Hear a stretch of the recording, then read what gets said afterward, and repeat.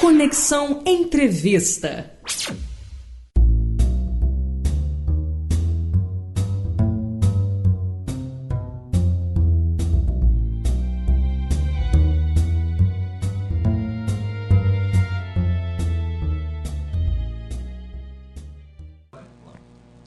Conexão Jornalismo, mais uma vez, uma transmissão ao vivo, trazendo dois grandes fotógrafos para conversar com a gente. Chiquito Chaves, já não é a primeira vez que está aqui, estará com a gente muitas vezes. E pela primeira vez, Sérgio Moraes, fotógrafo da Reuters, o cara que tem uma super experiência e vai compartilhar com todos os nossos internautas, os nossos seguidores, a sua experiência também. E a gente não vai deixar de falar, logicamente, das mudanças que o jornalismo tem sofrido, tem vivido, tem experimentado e que com certeza vai experimentar cada vez mais. Novas mídias que têm surgido, como aqui no Conexão mesmo, a gente está fazendo um trabalho completamente novo, e o quanto isso tem pesado até para as pessoas que estão de fora, que acompanham, enfim, que têm experimentado, vivido o jornalismo e querendo fazer um jornalismo diferente e alternativo. A gente passa a bola agora primeiro para o nosso Chiquito, para ele recepcionar o seu colega de trabalho. Te amo, Serginho. Também te amo. O Sérgio Moraes, eu sou fã de carteirinha dele, bem mais novo, é uma grife, a família Moraes é uma grife no jornalismo. O Sérgio Moraes é tudo. É tudo que... Está bem pertinho. Aí. É tudo que... Tira da bolsa.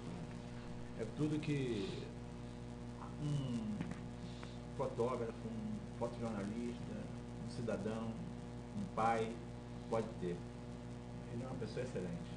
E além de que ele é mágico nas imagens, né? Pô, o Serginho está aí para falar um pouco. E aí, Serginho? E a fotografia? Pô, já fiquei com vergonha agora. Uma recepção dessa, obrigado. O Chiquito também é amigo, ídolo, baita fotojornalista fotojornalista mesmo, né? Como tem o zagueiro, tem o fotojornalista. E, não, obrigado. Vamos aí, vamos conversar, ver o que rola no papo. Para a gente começar, você que tem uma experiência internacional, principalmente na área esportiva, e o Brasil vai sediar agora o maior evento esportivo dos últimos 50 anos, né? Considerando que a Copa de 50 talvez tenha sido o nosso maior evento esportivo e depois Pan-Americano.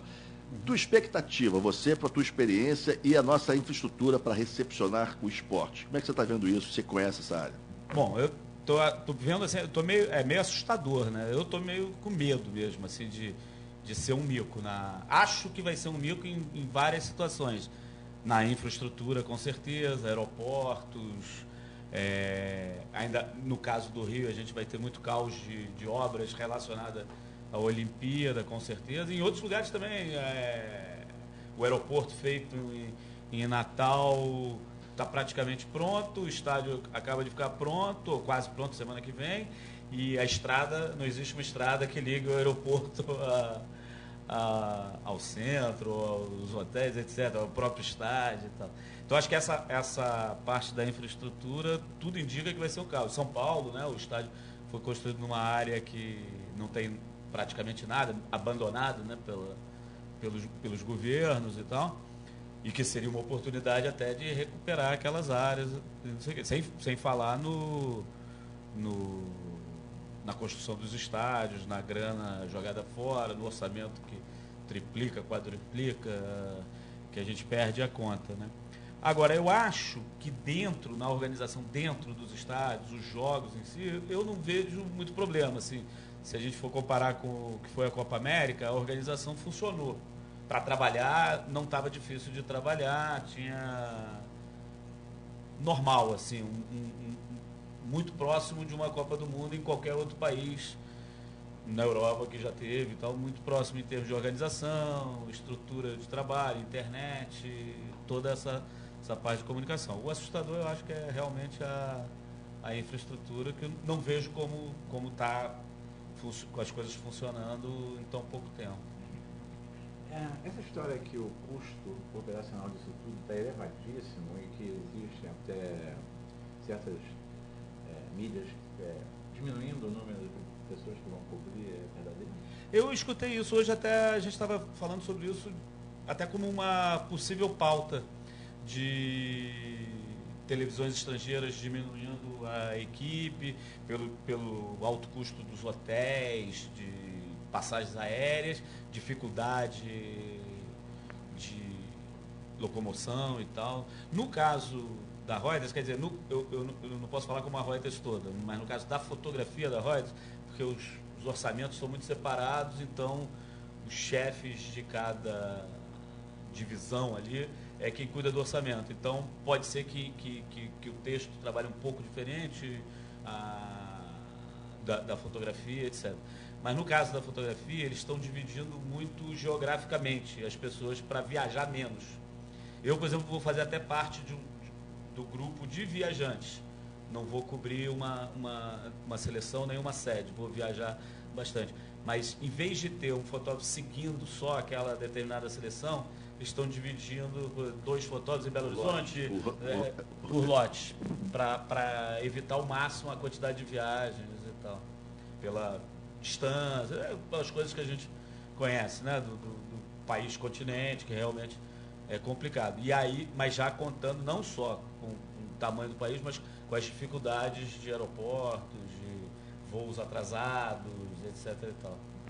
Agora, uma coisa, já que tocou nesse assunto, é interessante, o Chiquito, na verdade, o Chiquito, ele hoje é uma pessoa, é um profissional que tem contato com um lado que foi visto como que marginal nesse processo todo, nesse processo de manifestações, em seguida a Copa das Confederações, quer dizer, então houve uma divisão, não vai ter Copa, e profissionais da imprensa, tradicional foram agredidos, experimentaram situações confusas, logicamente você acompanhou isso.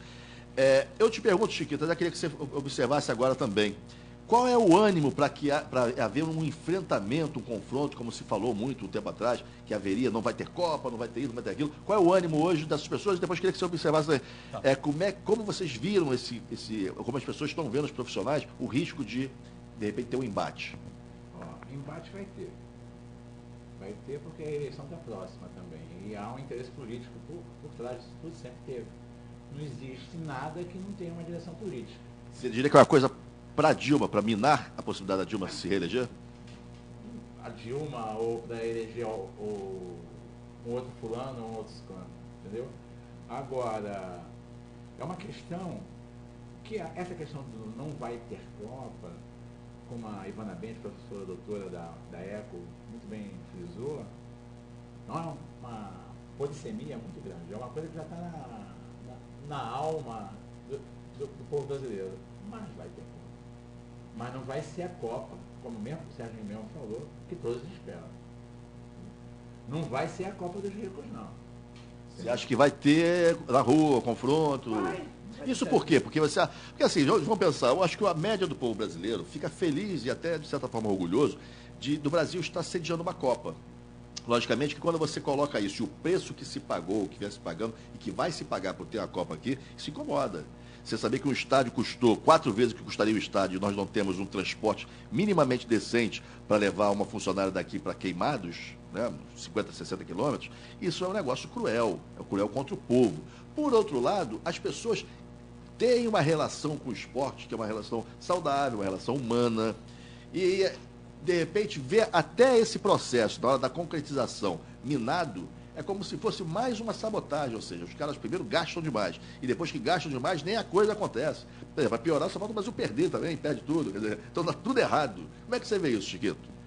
Eu vejo como eu mesmo frisei, né? Enfrentamento vai ter, porque não é à toa que se gastou a grana que se gastou em segurança, né? E ainda não se colocou em prática certos armamentos para combate de rua. Então, se o próprio governo se organizou para isso, é porque ele tem informação que isso vai acontecer, muito mais do que eu.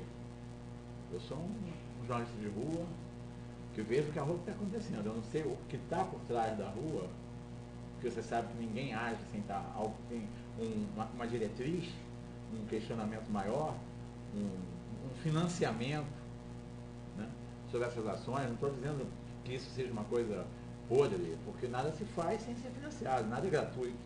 Qualquer coisa hoje é cara, custa um dinheiro, e nada é fabricado no Brasil. Inventaram até que a lei agora, que você possa trazer equipamento até 50 mil, vai sair, que jornalista vai trazer isso. Essa lei eu sei desde que eu era criança, no jornalismo essa lei ia sair. Então, quando vai sair, então essa é a questão. Eu acho que é muito caro não sair uma Copa do Mundo. Muito mais caro que sair. Entendeu? você acha disso? Eu tenho, assim, concordo, mas tenho algumas dúvidas, assim. Eu acho que agora, não sei, na Copa das Confederações foi todo mundo pego meio de surpresa, assim. Eu lembro que no caso da gente que estava cobrindo primeiro a Copa das Confederações, e eu acabei muitos jogos a cobrir só manifestação e outros colegas também, foi todo mundo pego de surpresa. A equipe estava montada para cobrir futebol. E de repente, por exemplo, está programado para fazer um jogo com 4 fotógrafos, fazer com 2, porque 2 iam fazer manifestação, e assim por diante, até o final, assim, até no finalzinho diminuiu um pouquinho, não sei por que motivo, parecia que ia aumentar e deu uma diminuídazinha. Depois o Brasil foi chegando para a final. Eu acho que talvez isso, mas acho que também a Copa das Confederações é completamente diferente da Copa do Mundo, assim, tá todo mundo, ninguém está se importando muito com a Copa das Confederações. Acho que se o Brasil tivesse perdido, talvez tivesse uma repercussão grande. Mas como ganhou, foi tipo, ganhou a Copa das Confederações, tá? Quase ninguém lembra mais, na verdade, né? Você lembra que teve a Copa das Confederações, mas não que ganhou, porque não tem tanta importância pro brasileiro, né? Como o brasileiro pensa. Agora, a Copa do Mundo, eu acho que vai ter exatamente essa divisão. Acho que vai ter protesto, mas não sei se vai ser tão grande, e até por estar todo mundo preparado. Por exemplo, a gente já tem equipe só para fazer protesto, pelo que aconteceu, e acredito que todo mundo, né? Gente escalada só para protesto, gente escalada só para futebol, etc. e tal. Agora, e o governo também mais preparado, ali perto do Palácio Guanabara agora tem uma sede da Força Nacional, uma pracinha ao lado ali, era um negócio de criança de rua, não sei exatamente o que era a entidade, que já tinha saído há um tempo, estava abandonado, um espaço que tem debaixo do viaduto, está ocupado pela Força Nacional, que é quase ao lado do Palácio Guanabara ali e tal. Então, isso já, com certeza, botaram os caras ali para proteger o Palácio Guanabara, e devem estar fazendo isso em outras áreas também, com coisas parecidas, equipamentos. As manifestações diminuíram. Diminuíram naquele local, né? Aquele local quase que parou. Agora, as pessoas saem, caminham sem direção. Tem direção. Ando quilômetros, aguente quem estiver perto. Agora, Serginho, Fábio, eu acho o seguinte, Copa vai ter os protestos, eu não sei em que ritmo, em que tamanho serão.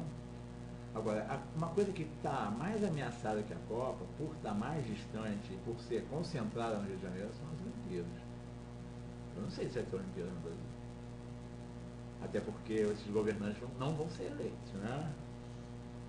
Alguns, pelo menos. Então, vão deixar uma bolha inflacionária muito grande que vai explodir a qualquer momento, né? E as Olimpíadas são daqui a 2 anos. É uma coisa muito maior que uma Copa do Mundo. Você que já cobriu quantas Olimpíadas? 5. E vai ser... Rio de Janeiro. É tudo numa cidade só, claro. Teoricamente, poderia ser até mais fácil de controlar, que você pode montar um aparato ali e você está sob vigilância. Pode ser, né? Não sei, é teoria, né? Não sei, eu lembro, por exemplo, no lado da segurança, a Olimpíada que eu cobri que mais me impressionou foi a de Pequim, por exemplo. Que eles criaram um sistema de segurança, na verdade, muito simples para quem estava trabalhando, que era uma bolha olímpica, mas você não sabia o que estava acontecendo ao redor, porque você tem aqui vai ter também, em algumas Olimpíadas tiveram, e aqui parece que vai ter também, que é as vilas de imprensa, como uma vila de atleta, uma vila de imprensa, e quase todo mundo usa. Então você sai daquilo, entra no ônibus, desce no ginásio, ou no campo, ou na piscina que você for trabalhar, entra, volta, você está dentro daquela bolha e não acontece absolutamente nada, né? Na China, a segurança sempre foi, todo mundo sabe, bem rigorosa, e era mais ainda nesse tempo. E aí eu me lembrei, contando isso, como funcionava a segurança, que facilitava nosso trabalho, ao contrário de algumas outras Olimpíadas, que você sai de um evento e entra no outro, você é revistado de novo. Essa não, você era revistado uma vez só, a não ser que você saísse da bolha. E aí tinha um fotógrafo da Reuters, um argentino, que estava cobrindo vôlei de praia, que era um pouco mais afastado. Então botaram ele num hotel comum, não estava na vila de imprensa. E ele percebeu um pouco esse negócio da bolha e assim, tinha vários tapumes desses de Olimpíadas, né, com símbolos olímpicos, etc., desenhos de esporte, etc., tal, pela cidade. Aí ele, perto do hotel dele, descobriu que tinha uma favelinha ali atrás do tapume. Aí ele fez uma pauta, ele sugeriu uma pauta que era a Olimpíada por trás do tapume, que eram verdadeiras favelinhas mesmo ali, das pessoas que não sabiam nem que a Olimpíada estava acontecendo. E aqui acho que vai acabar... Eu já imagino esse tapume bem alto ali na linha vermelha, coisas... Não, mas na verdade, aqui acho que é impossível você tirar a favela da bolha. A favela estará na bolha, né? Sim. Não tem como você Não fazer. tem como. O país é completamente diferente. Vai ter um centro de Eudória, você vai tirar como? Exatamente. Entendeu? Mas, O Quisso estará na bolha, né? mas que vão disfarçar, vão tentar disfarçar ao máximo. Com certeza. Como foi... Pô, a gente pode voltar no tempo, a Eco 92, que eu me lembro que eu trabalhava no JB, a minha pauta do dia seguinte era a volta dos pivetes em Copacabana, que tinham desaparecido, ninguém sabia direito o que tinha acontecido, uns diziam que tinham enfiado em Niterói, outros diziam, cada um de aquelas coisas, né? Cada Por um incrível que pareça, na Eco 92, nós fizemos nós todos, a coisa que mais ameaçava era aquela guarda da ONU, que baixava a porrada no jornalista. Exatamente. E eu lembro assim, que a foto que eu fiz era estrangeira, né? Eram os, assim, 3 garotinhos andando atrás dos turistas, não sei o que, aquela coisa meio cercando, não sei o que. Eu tinha voltado no dia seguinte que terminou a época. Então, quer dizer, a segurança vai ser absurda. Vai ser absurda. Agora, Sérgio, para a gente pegar aqui, manter aqui o papo em cima dessa questão da mídia alternativa, eu te pergunto, logicamente que existe um preconceito dessa turma que está chegando, que a comunicação hoje ela é acessível a todos que queiram se comunicar. Rede social, blog, sites, enfim, que as pessoas vão criando e vão se comunicando, e muita gente que cria qualquer produto, de repente tem uma super visualização, e isso é o caminho. E eu te pergunto, e o outro lado? Quer dizer, como o jornalista, no caso você trabalha numa agência, mas os nossos colegas, como é que eles têm visto o surgimento dessa alternativa e se existe o preconceito e que pé ele está? Eu acho que tem preconceito, inclusive, dos dois lados, né? Dos dois lados. Preconceito grande. Agora, todo mundo vai ter que se adaptar. Eu acho que ao mesmo tempo que todo mundo ainda depende da grande mídia como repercussão, mesmo você ter a mídia alternativa com não sei quantos acessos, um sucesso dentro do tamanho daquilo, a grande repercussão ainda é na grande mídia. Assim, tudo bem, a gente sabe, todos nós já trabalhamos em redação, a gente sabe que tem aquela brincadeira, né, vai fazer uma matéria sobre Jesus Cristo, o cara pergunta, fazer contra ou a favor. A gente sabe que tem isso um pouco mais mascarado do que dessa forma, mas que tem e tal. Mas ainda tem a repercussão. Quando consegue algum grande repórter, que tem vários, né, nos grandes jornais, nas grandes televisões, na grande imprensa, ainda tem gente espetacular, que a gente sabe. Quando ele consegue emplacar alguma denúncia, alguma coisa, a repercussão ainda é muito maior. E, ao mesmo tempo, todo mundo vai ter que se adaptar a isso, da realidade da mídia. Bom, a mídia social todo mundo usa, a grande imprensa também usa a mídia social, né? E a mídia alternativa e tal, acho que vai ter que ter uma maneira de convivência. E espero que as novas gerações com menos preconceito dos dois lados. Mas acho que né? o medo que existe, se existe, ele existe por conta o quê? De perda de espaço, de perda de mercado de trabalho? É por aí? No mercado de trabalho, o medo da grande imprensa, acho que pode ser também, né? Pode ser também. Ou até talvez a perda de credibilidade seja maior, né? Eu acho que é mais por aí. É Mais isso que eu da queria que você credibilidade falasse. do que do mercado de trabalho, eu acho, talvez. Por exemplo, o sindicato está organizando um movimento que vai analisar aquela capa do Globo, dos 80 vândalos, né? Sim. Vai analisar. Você que, desse momento, está do outro lado, estava ali do outro lado acompanhando, como é que você viu isso? Quer dizer, essa posição da mídia Naquele dia, dos tradicional? 80 vândalos, o Japazinho, o Fabrinho, tomou porrada da PM, porque estava com aquela máscara grande, entendeu? E o PM achou que ele era um black bloc. E deu-lhe porrada. Porque ele usou aquela máscara espelhada grande, que vem até aqui. Pô, e ele tem que. Ele cheio de cachaça, as coisas todas, e o PM ele não quis saber. Então eu acho que cada vez mais eu acho que tem que haver um entendimento entre as pessoas que têm mais experiência, que façam essa ligação, porque existe muito falso jornalista atuando nesse meio. É uma coisa nova também. No meio que você fala alternativo. Alternativo. Ah, eu trabalhei no Jornal Brasil. Eu falei, quando você trabalhou no Jornal Brasil? Um exemplo, não vou citar o nome porque é risco para mim.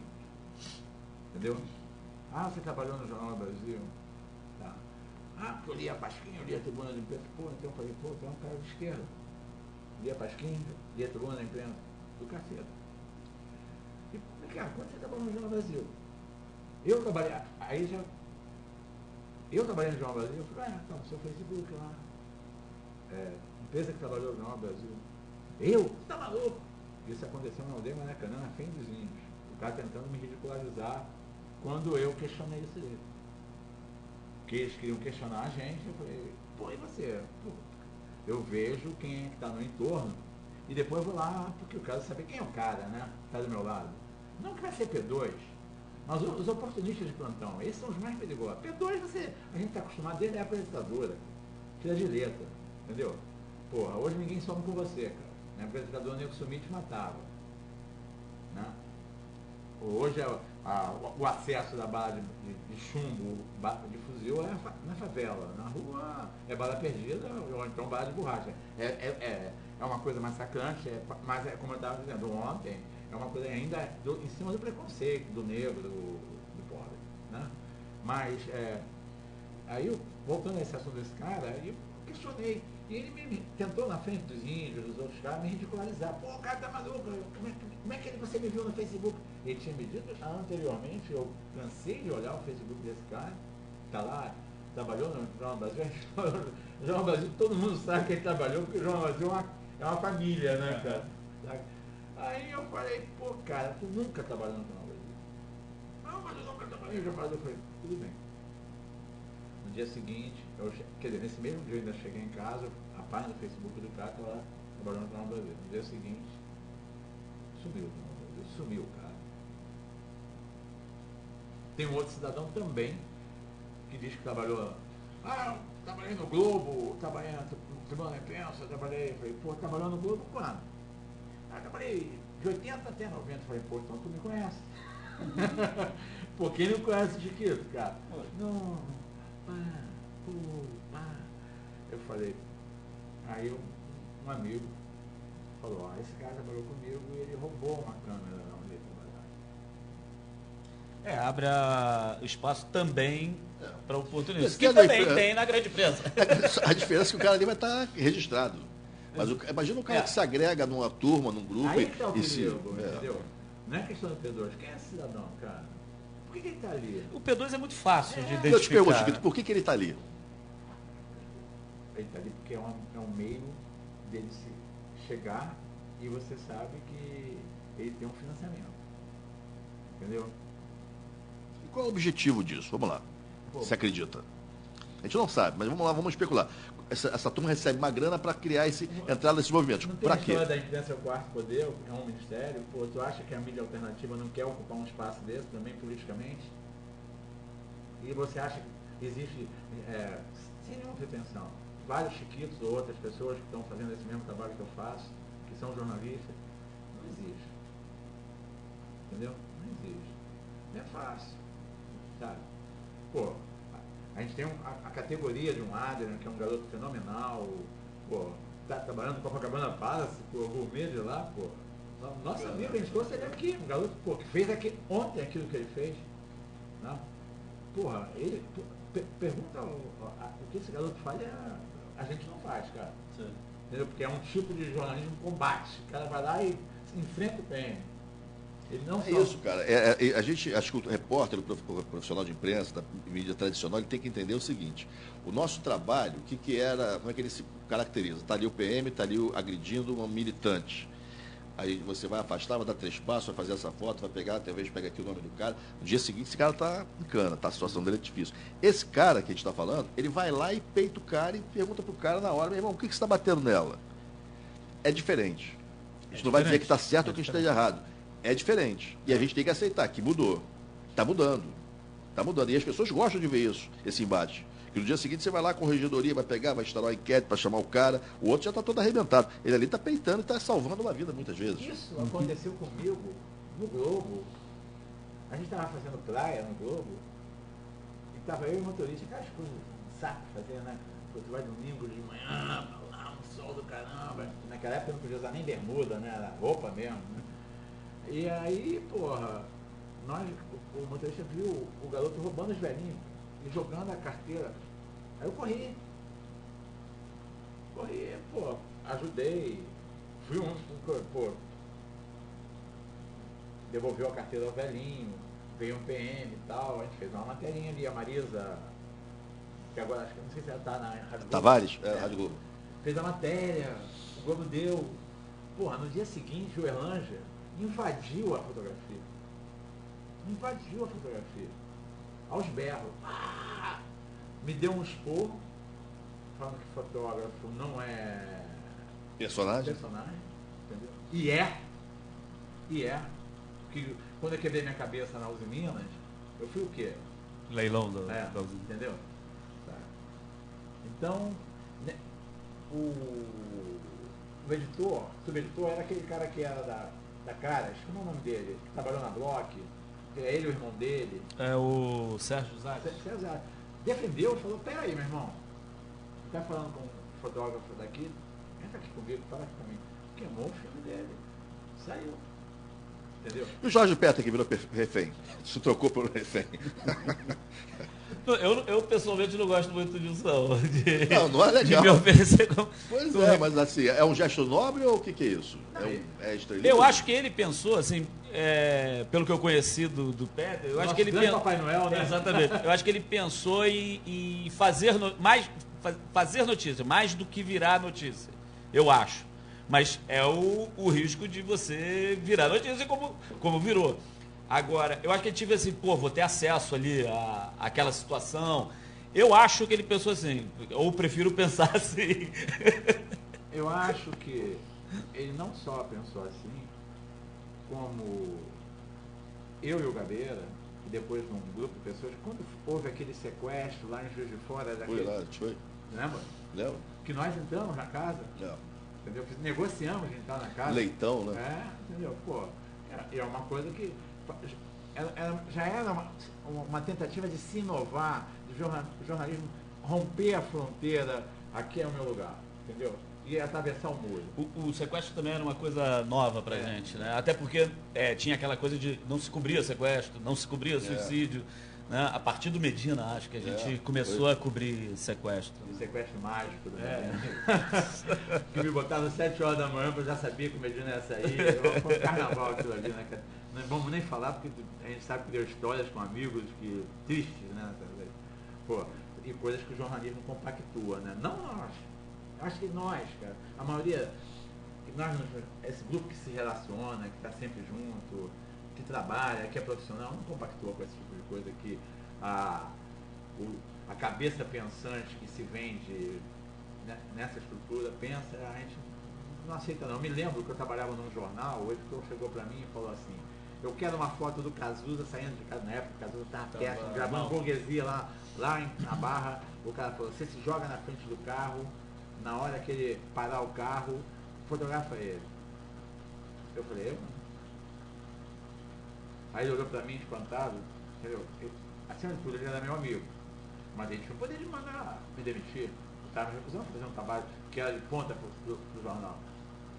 Eu falei, eu não. E tem mais, estou saindo. Quando eu saí, voltei pro Globo. Isso foi no dia. Entendeu? Não, cara, quando a gente não quer fazer, você faria? Acho que não. Dessa maneira, não. Dessa maneira, não. Eu acho que é uma discussão sobre outras coisas que acontecem. É o paparazzo, né? Eu não gosto muito. Não gosto nada. É uma coisa que, eu acho que o Serginho sabe disso. Quando a gente saía com certos repórteres, que a gente sabia o que aquele repórter ia fazer, né? Principalmente na editoria de polícia, né, cara? Eu me lembrei de uma história que eu perguntei no elevador, aquelas coisas sigilosas, né? Aí fala assim, não, fulano escolheu você e o Tasso para acompanhar nessas operações que você fica sem saber de nada, né? Eu me lembro que entrei no elevador, assim, 5 da manhã, e quando eu falei assim, quem que a gente vai prender hoje? Nunca mais ela falou comigo. É, brincadeira. Pessoal, vamos então pedir para. Vamos encerrar. Na verdade, esse programa é um programa dedicado a duas pessoas maravilhosas. Nós perdemos mais recentemente, Albeniza Garcia e Nelson Soares, né? Nelson do Estadão. Também, mesmo dia que Albeniza Garcia, os dois resolveram, combinaram, deram as mãos e seguiram o caminho deles. Então, Chiquito, suas palavras finais aí. Cada dia que eu encontro o Serginho é um dia que me faz feliz, né? Sem puxar o saco, não preciso puxar o saco do Serginho, entendeu? Porque, pô, a gente veio se conhecer mais profundamente agora, né, cara? Pela rede, né? Verdade. Porque, pô, quando ele trabalhava no Jornal Brasil, eu trabalhava no Globo, a gente até se defrontava, porque era a capa do Jornal Brasil contra a capa do Globo, né? Sabe? Aquela coisa. E aí, quando a gente foi trabalhar no Globo, que ele viu uma certa relação, que a gente conversou uma vez na mesa de luz, vendo um filme, ele falou, vou sair daqui. Eu trabalhei 4 meses. Vou sair daqui. Que eu acho que é isso aí, cara. Ninguém te obriga a nada. Entendeu? Eu acho que o que faz o jornalismo... Você não saiu? Você não está aqui?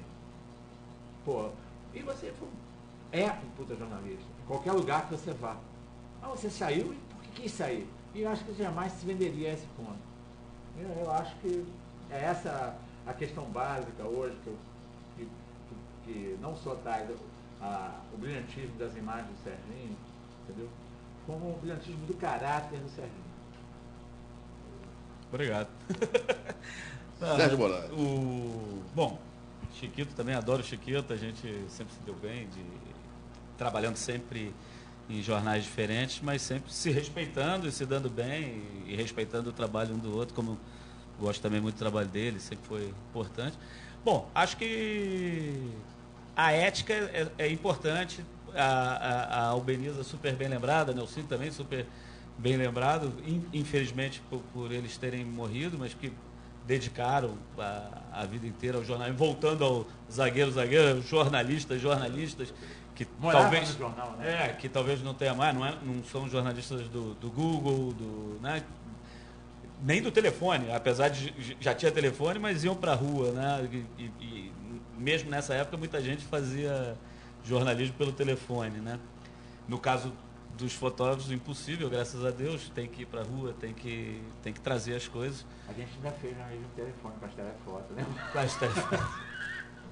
Os telefones já foram importantes para os fotógrafos. Pode ser até um tema aí no futuro. E obrigado, Lau, para poder discutir e até conhecer mais também, porque na verdade essa história da mídia alternativa a gente conhece muito pouco ainda está no início, né? E não tem limite, acho que, ou não sei qual é o limite, a gente não vai ver o limite disso, a gente vai ver mudanças e desenvolvendo e tal. Infelizmente tem picareta que se aproveita, como tem picareta trabalhando ao nosso lado na grande imprensa também, né?